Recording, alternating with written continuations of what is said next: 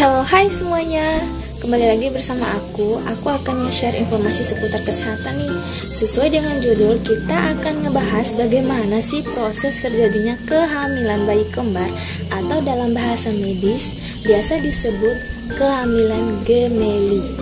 Sebelum kita ke pembahasan inti yaitu tentang kehamilan gemeli, biar teman-teman semua tidak gagal paham, mari kita terlebih dahulu membahas tentang proses terjadinya kehamilan itu sendiri. Seorang wanita bisa dikatakan hamil jika sel telur berhasil dibuahi oleh sel sperma laki-laki. Proses ini teman-teman disebut proses fertilisasi.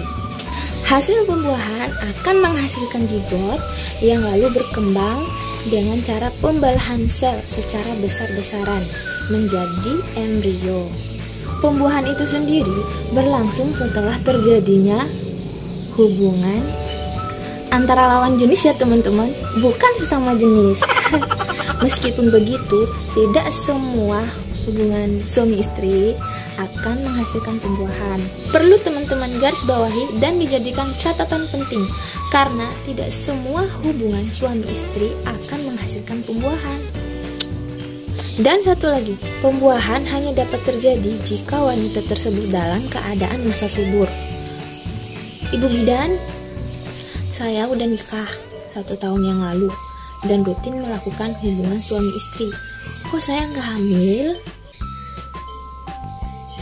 Ibu jangan bingung dan jangan khawatir. Ibu, apakah ibu melakukan hubungan suami istri pada saat ibu masa subur atau pada saat ibu tidak masa subur? Loh, kenapa ibu bidan? Kenapa harus masa subur dulu? Apa bedanya ketika saya tidak dalam keadaan subur? Jawabannya simpel, bahwasanya sel telur akan matang pada saat wanita tersebut dalam keadaan masa subur.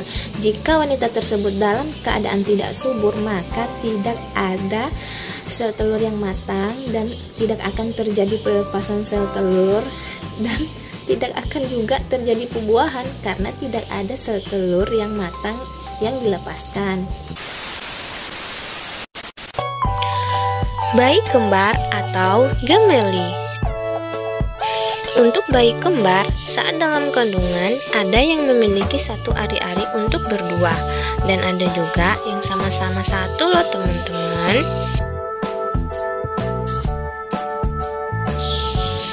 Menurut bahasa Latin, ari-ari atau tali pusat atau plasenta disebut chorion.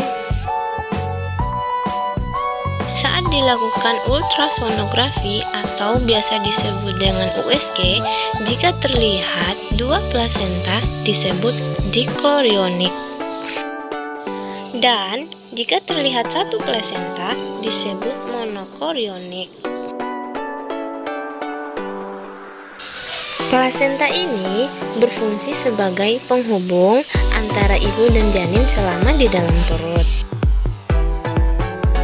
Proses bayi kembar terjadi jika ada 2 telur wanita matang yang siap dibuahi oleh sel sperma laki-laki. Dan pada kondisi ini biasanya akan terjadi kembar yang tidak identik karena mereka terlahir dari 2 telur yang berbeda teman-teman. Pada kondisi ini juga lah biasanya memiliki 2 kantong janin dan 2 plasenta, sehingga asupan nutrisi keduanya bisa dijamin lebih seimbang. Proses bayi kembar berikutnya terjadi akibat ada 1 telur matang kemudian dibuahi oleh 1 sel sperma, dan setelah itu ia membelah diri menjadi 2. Pada kondisi inilah yang menghasilkan bayi kembar identik. Biasanya hanya terdiri dari 1 plasenta. Dan karena sumber keluar masuk makan hanya lewat 1 pintu, akibatnya jumlah asupan nutrisi tidak bisa seimbang di antara keduanya. Seperti ilustrasi gambar ini, di mana pada saat yang sama keduanya ingin mandi. Yang di atas ada air, sementara yang di bawah tidak ada. Begitulah kira-kira.